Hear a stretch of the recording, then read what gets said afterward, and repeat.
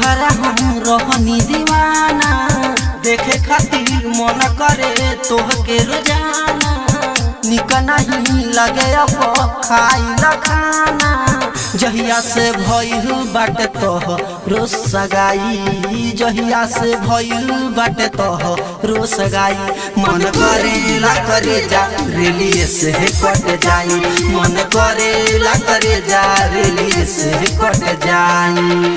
रूपवा के तोहरा हम रहनी दीवाना, देखे खातिर मन करे तोहके रोजाना। निक नहीं लगे अब खाइला खाना, जहिया से भइल बाटे तोहरो सगाई, जहिया से भइल बाटे तोहरो सगाई।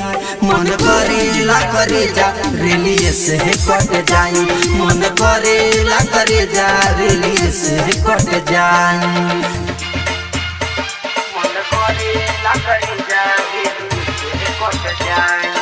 अंकुश रिकॉर्डिंग स्टूडियो जादूपुर बाजार।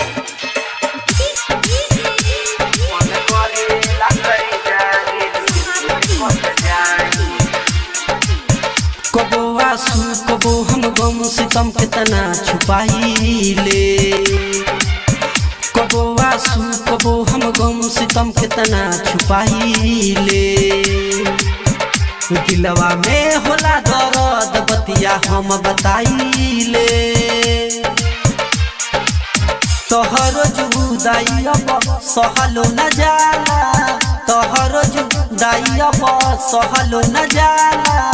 दिलवा में लगता वे मार देबू भाला, हमरा के दिहलू हो जियते मुआई, हमरा के दिहलू तू जियते मुआई। मन करेला करे जा रेलिए से कट जाई, मन करेला करे जा रेलिए से कट जाई।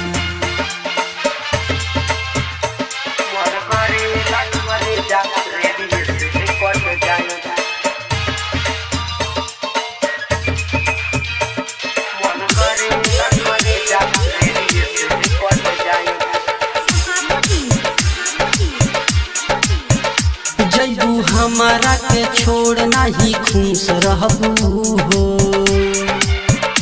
जैबू हमारा के छोड़ नहीं खुश रहबू हो। याद हमरो सताई तू सितम सहबू हो। मासूम राजा आज से भइले बेगाना, मासूम राजा आज से भइले बेगाना। धनुधर मेंदर के मारे लोग ताना, राइटर साहबू से भइलू पराई, बाबू रबे आलम से भइलू पराई। मन करेला करे जा रेलिए से कट जाई, मन करेला करे जा रेलिए से कट जाई। अंकुश रिकॉर्डिंग स्टूडियो जादूपुर बाजार।